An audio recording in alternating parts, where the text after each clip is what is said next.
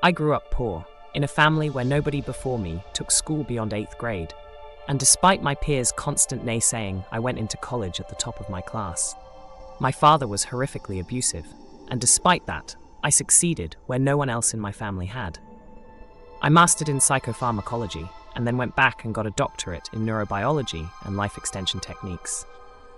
What my company is doing is the bleeding edge of longevity research, and, for the first time, we've moved beyond theory.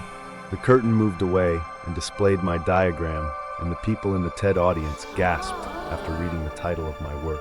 We have finally figured out how to extend human life indefinitely. Our compound affects telomeres in a way such that we're essentially creating immortality.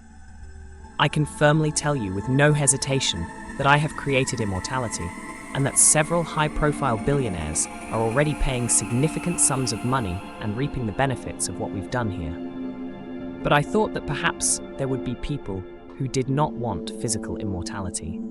I've worked with cutting-edge AI researchers to create a solution, a type of stasis where a person is functionally immortal thanks to our medication, but they are in a virtual realm, not unlike heaven, that they can create themselves. This is perfect for someone who might not want to live a physical life alone. From backstage, my assistants wheeled out a person with a visor on, in a hospital bed. They had a look of complete serenity on their face, and I projected the image from their virtual realm onto the screen. This person volunteered to be admitted to the VR immersion program. As of right now, their active age decreased from 75 to around 50 in only 6 months of using the medication. As you can see, they are fully entranced and experiencing every date they ever went on with their deceased wife. With no derealization, they are 100% immersed. After my mother died, my father would tell me that heaven doesn't exist, and honestly, that drove me to create heaven on earth. At the end, when everybody had left, I wheeled the patient back behind the stage, and we all returned to the labs.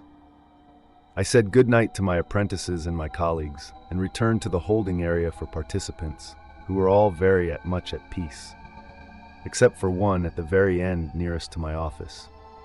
An older man, though not as old as he was when he first went under, a look of mild fear and confusion on his face beneath the VR headset.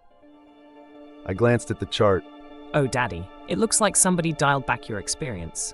Let me reset it. I pressed a few buttons to enhance the hellscape that I had created, and I smiled at his mouth contorted in silent screams, wheezing air darting out over his cracked teeth.